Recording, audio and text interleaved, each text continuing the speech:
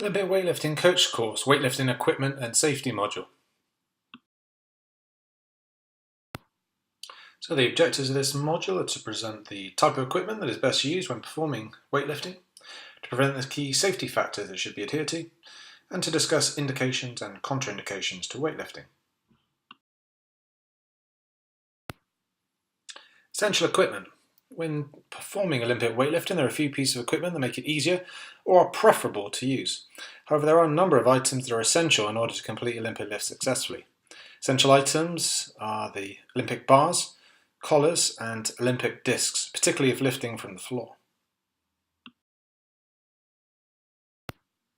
So the first piece of essential equipment is an Olympic bar. It must have good bearings that allow the bar to spin independently of the sleeves at the ends. This is essential so that counter torque is not produced against the main part of the bar during the pull under phases.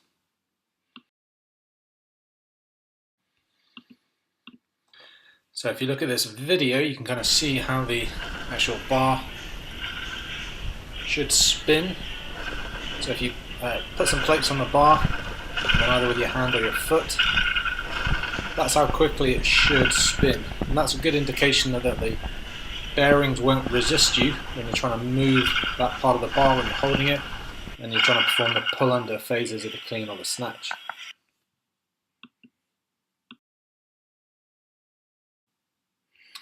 In addition, having grooves on the sleeves, as you may be able to see with the image there, is also a great feature as it reduces plates sliding sideways during lifts.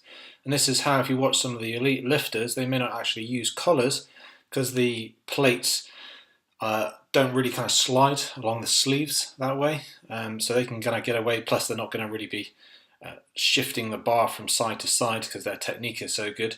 They can kind of get away without really using collars during those lifts.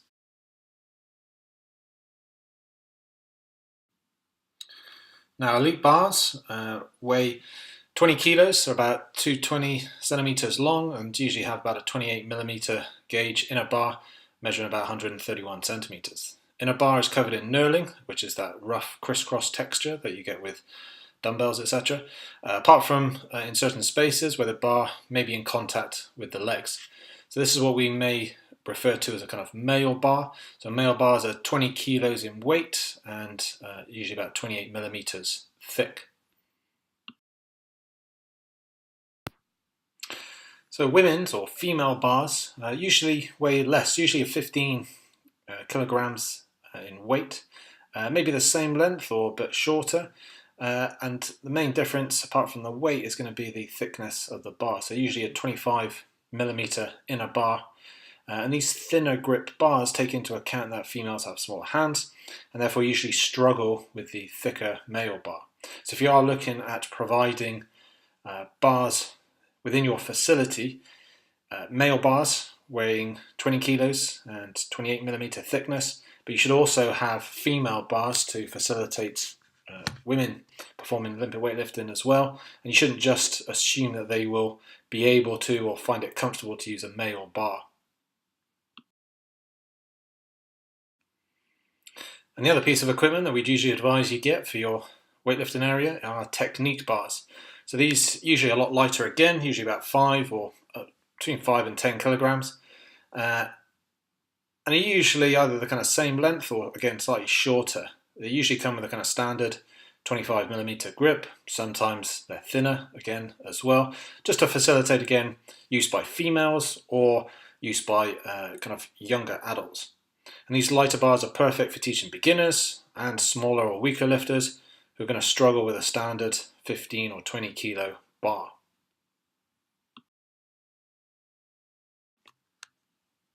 Whilst a lot of people do lift weights without collars, it is not recommended to do so, particularly with beginners. A lot of advanced lifters may well be able to get away with it, just simply because their technique is good and they don't really kind of laterally kind of tilt the bar either way, so the plates aren't going to fall off. The collars do not necessarily need to be large, these kind of 2.5 kilogram heavier kind of collars. Other variants such as spring collars or plastic collars can suffice, and as we said, particularly with beginners, it is critical that you want to use those just as you kind of learn in the technique, but also just as a key safety factor. If plates start to kind of slide one way or the other, then it is likely to kind of cause injury. Now the other piece of essential equipment are Olympic bumper plates. So you see with the kind of image there. And these bumper plates are all of a uniform height, from 5 or even 2.5 kilograms up to 25 kilograms, have a diameter of about 45 centimeters. And what this means is that regardless of the weight being lifted, the bar always starts from the same height from the floor. And this is really good because it kind of the same with competition kettlebells. It means that you don't have to alter your technique or the range of motion when you're using lighter weights as opposed to kind of heavier weights. You always start from the same place, the same height, and therefore that practice is going to have a greater carryover because there's less variation. Bumper plates, unlike other plates, are also designed to be dropped on suitable flooring without breaking or deformation.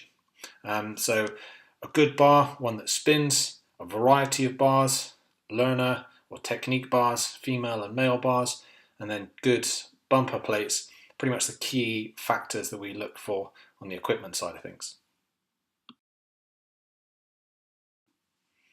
And while certain pieces of equipment are essential for Olympic lifting, there are a number of pieces that are not essential, but will either make lifts easier or assist with their execution, protect the floor and surrounding areas, and also assist in the learning and execution of the lifts. So certain non-essential equipment will include Olympic weightlifting shoes. And whilst non-essential, do in fact make lifting much, much easier. This is due to the solid heel and the flexible forefoot construction. So the solid heel gives the body more stability, in particular kind of lateral stability. So if you're using kind of unstable shoes, like your kind of 5 fingers or any of these kind of minimalist footwear, you are going to get a lot of kind of lateral pronation, supination movement, which your foot is going to have to control. Now the plus point with Olympic lifting shoe is it's generally a flat surface at the bottom, so you have that flat surface of the shoe on the flat surface of the kind of platform, and it makes it really, really stable.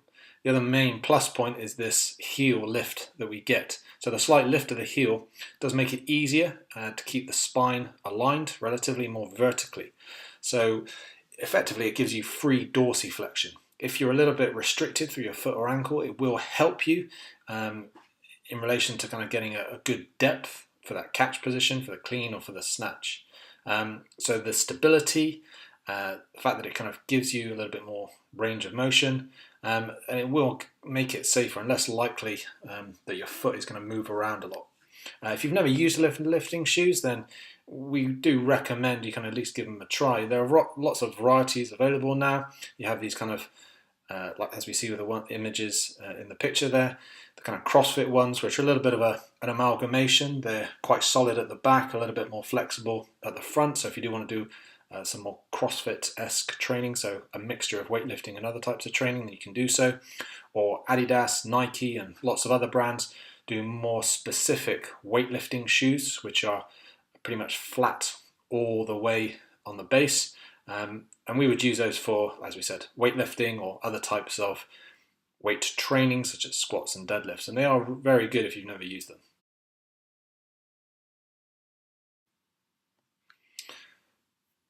And then onto Olympic weightlifting platforms. Some people argue this is essential, some people argue it's kind of non-essential. We'll just have a quick discussion about that now. So weightlifting platform, as we see with the image there, they have rubber sides, and this is where you want to be lifting the weight from, and if you need to drop it, you drop it onto that area. And this means if a lift is missed, or you're not quite in the right place, don't quite get it right, etc., it is always going to be safer to drop it than try and get underneath it and catch it. So if you do need to miss it, and you need to drop the load, it's not going to damage the floor. So you can have the right bar, the right bumper plates, but if you're doing it on a surface that isn't really designed to take a weight being dropped, then you're likely to damage the flooring. The wooden middle isn't essential, and a lot of facilities, a lot of CrossFit facilities, for example, will just have this thick rubber padding everywhere, and that's where people will kind of stand on that and then perform their Olympic lifts. The wooden section in the middle is preferable because it gives a solid base from which to lift from. So if you've ever tried both, kind of just a complete rubber flooring versus an actual Olympic lifting platform with these wooden inserts in the middle, that is more solid and it is more comfortable then and more stable when you are performing the catch position for the clean and the snatch. When performing heavy reps, it is sometimes essential to unload the bar by guiding it down to the platform, And effectively, yeah, we get used to just kind of dropping the weight or control to dropping the weight rather than kind of lowering it like a reverse shoulder press, using the arms and then into a kind of deadlift using the shoulders. When we're learning, not quite so essential. Now, we would advocate that it's good, even during learning phases, to be able to learn how to drop the weight safely. So we would kind of say if you can do it on a lifting platform, it is much, much more preferable. If you're just doing it with a light load and you've kind of mastered the technique and you know that it's a real comfortable weight and you're not going to miss it, maybe not quite so essential. Technique boxes, as we see with the image there, or lifting stands, are also brilliant equipment when learning the pull phases. Effectively they're stacked or adjusted to the optimal height. So if you want to just practice particular phases, so you might want to start from above the knee, at knee height, or below the knee, then you can do so without having to do it from a hang or dead hang position. When you go from a hang position or dead hang position, it is a little bit more stressful on the back and the grip muscles. So these technique boxes will help to decrease the stress on the back and grip, and therefore provide a good learning environment for beginners, i.e. when we're breaking the lifts down into certain phases and we want to practice certain phases, or as a variation for more advanced lifters that just really want to overload a particular section in order to increase the strength in that particular phase.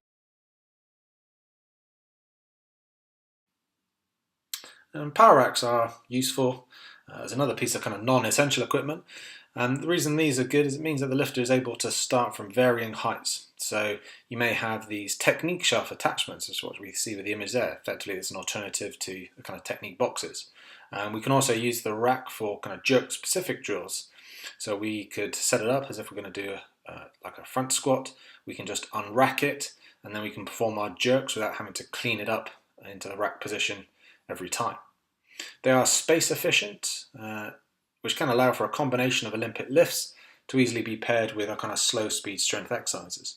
So what I mean by that is we might perform something like power cleans from the floor on the actual platform side on one bar, and then another bar may be set up slightly further forward on the rack.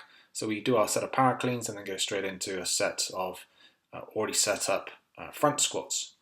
A lot of platforms as well can be integrated with these power racks, so just helping to save us space.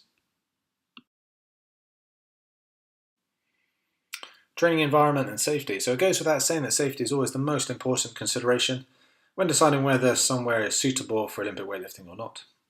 Cramped spaces with other equipment or other people in are not safe places to train, as much as for the lifter's safety as for other gym users' safety.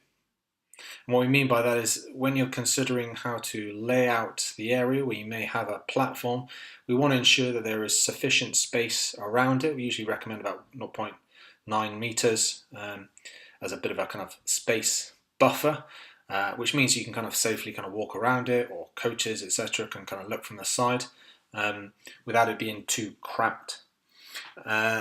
You'd also want to avoid placing it in a thoroughfare. So we've been to facilities where these lifting platforms are kind of right next to a walkway, and sometimes people will kind of cut the corner and walk over the platform whilst in use. Generally, if you've got an Olympic lifting platform, try and have it away from a thoroughfare or walkway so people aren't walking past or walking over it whilst it's in use.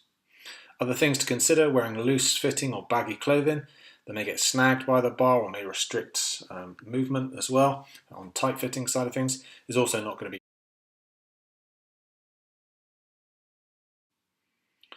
In relation to technique, well, as the body fatigues, skill level is going to diminish, and it is for this reason that usually we recommend about 3 to 5 reps per set are considered preferable when learning many of the lifts.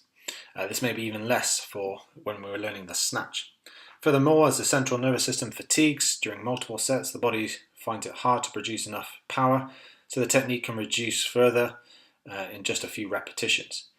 It's essential that correct technique over the number of repetitions is adhered to in order to produce positive feedback to the nervous system and to protect the lifter from possible injury. What we mean by that is that you don't want to sacrifice technique just for trying to get a good workout. It is much more preferable to, if you are trying to do, let's say, 30 repetitions of a snatch, to do it in very small numbers per set, so maybe even 2 or 3 repetitions per set, and then do maybe up to kind of 10 sets, rather than trying to do 10 repetitions of the snatch, because once you get past the first few, your technique is going to change as you become fatigued, and then you're just effectively teaching the nervous system a slightly different technique, and that's what's going to get embedded and grooved within your kind of neural learning. Shoulder protection. Well, this is quite a critical issue, and the shoulder joint comes under a lot of stress throughout all of the Olympic lifts, and it is for this reason that every effort should be made to protect it. It's one of the reasons that we snatch before we clean in any given training session, or when teaching both lifts in one day. Snatch requires a lot more shoulder coordinated movement, and if the muscles are fatigued from doing cleans and jerks before, then again the risks of injury are going to be higher.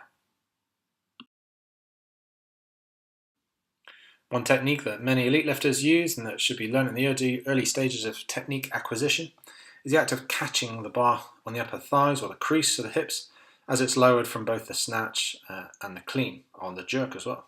In essence, the bar is actually slowed and decelerated by a fast hip and knee flexion, but the bar makes contact with the thighs and thus reduces the amount of yank, if you want to refer to it that way, on the shoulder joint.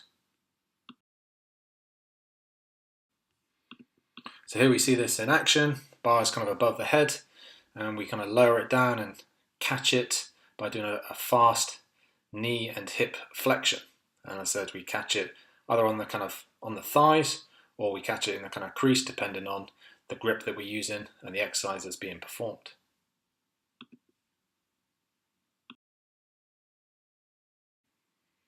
An alternative way of helping to protect the shoulders from this yank is to fully release the bar from the top position and then guide it back down towards the floor. So this is critical. You'd only want to do this on an Olympic lifting platform, very important. And this technique is commonly used by lifters at the end of the set rather than between every repetition. In order to do this, it is essential that there is either an Olympic platform being used or specialist flooring so that no damage to integral flooring is caused. It may be necessary to check with the facility that you're allowed to do this, as some gym operators have platforms but still do not allow for weights to be dropped, which is a bit. So here we see this being performed.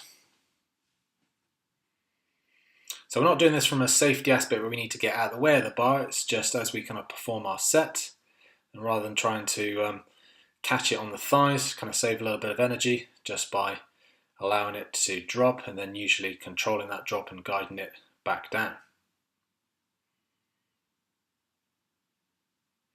Now with elite lifters, this is, you can almost argue, a little bit safer, simply because the bar is actually quite heavy and therefore it's not going to bounce around too much. We might get a couple of little bounces, but it's pretty much going to stay in place.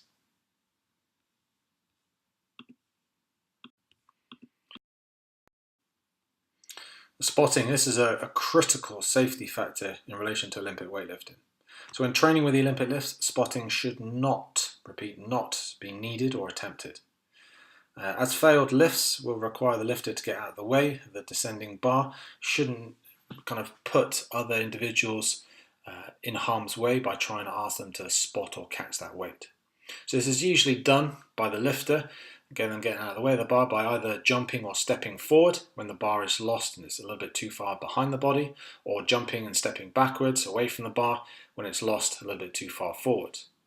So the weighted bar is commonly heavier than the person's body weight, so trying to push the bar away from the body is not recommended, as it usually ends with the lifter being crushed by the load.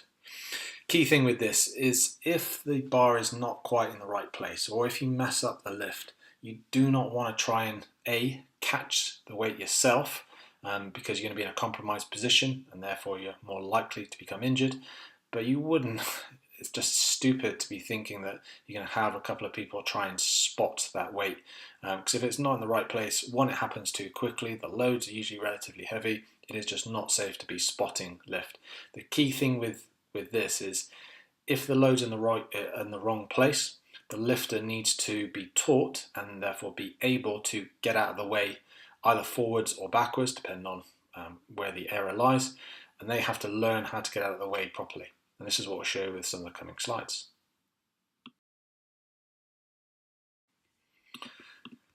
So take the snatch balance, an example. We might be learning how to do the snatch and how to do this catch recovery. Let's say the bar's not quite in the right place, a little bit too far in front or behind. And what we need to do is very quickly move backwards if it's too far in front. And if we move backwards, then we can kind of control the landing. We can kind of stop it from bouncing up too much. If it's too far back, then you need to be able to sense that and very quickly release the bar and jump, step or hop forwards just to get out of the way. You've got a very small amount of time to do this both ways, so you do need to kind of practice this technique so that when it does actually happen for real, you have actually practiced the technique of getting out of the way of a bar that's in the wrong place. And this is the same thing for the clean as well. Let's say the bar's, because the bar is going to be a little bit too far forward with the clean. You're never going to, unless you've really done something atrociously wrong, the bar is never going to be too far behind you. So it's always going to be in the wrong position in front. And so from a clean's perspective, what we're looking at doing is effectively just making sure the bar goes in front of you, and then we're moving back out of the way so it doesn't land on your knee or any other part of your body. So you have to very quickly with a clean be able to jump, step or hop backwards, and then again, because it's in front of us, we can kind of control the landing, make sure it doesn't bounce up and hit us. With the jerk, again, it may be too far forward, it may be too far back. So again, from the jerk perspective, again, we'd want to practice moving both ways. Jerk it up, we may need to move forward out of the way, we may need to move backwards out of the way. And again, with all of these are good drills, safety drills, so you actually practice moving out of the way of the bar. And as you can see with the kind of videos, these are quite lightweights and therefore there's going to be a little bit more movement, a little bit more bounce. You don't tend to get it quite so much with heavier loads. But again, we should practice moving both forwards and backwards out of the way of the bar relatively kind of early. So once we've gained a pretty good technique and we can kind of perform it, before we start doing loads and loads of practice, it is a good idea that you teach a beginner to actually get out of the way of the bar.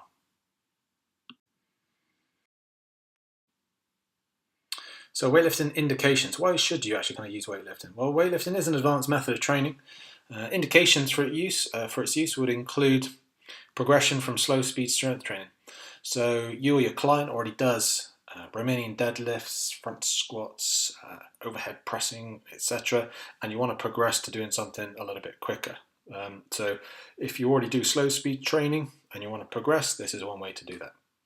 If you're looking at developing explosive power or speed, as we mentioned with the benefits in the previous module, again, this is a great form of training and a great tool to be able to do that. If you're looking at the development of absolute or relative strength, again, very good tool in order to achieve that. We may also want to use it for kind of fast twitch muscle overload in order to complement hypertrophy training. So if you're doing hypertrophy training, obviously we kind of have our high volume, moderate load training, which is very good for that, but supplementing your kind of standard hypertrophy training with some higher load fast twitch training, and this is very good for overloading the fast twitch muscles, can be also used within the correct kind of program to help facilitate greater hypertrophy gains.